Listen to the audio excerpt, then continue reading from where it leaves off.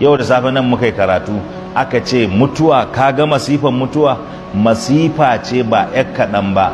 Aka ce kaga waɗanda suka mutu suna matuƙar son wanda suke raye su taimake su, sai aka ce kai wanda ya mutu ya fi wanda ke raye bukata a taimakai, domin a nan duniya wanda ke raye wani lokacin ka bashi abu yakan rena.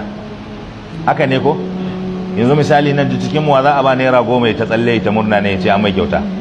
To wallahi wanda ya mutu in ka ɗauki naira 10 ka bashi tafi mai duk duniya da abin da ke cikin duniya.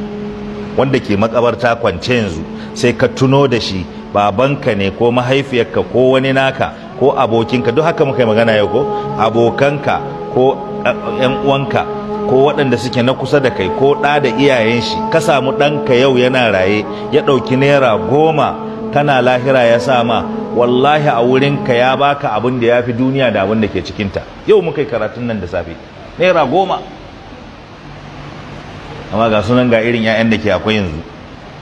Mutum iyayen shi na ƙasa, baban shi da maman shi wani gaba ɗaya bai san su ba, suna ƙasa, amma wani ya tashi bai masu wayo ma in ya ji wa'azi wai an ce masa sadaka wai sai ya nemo kuli.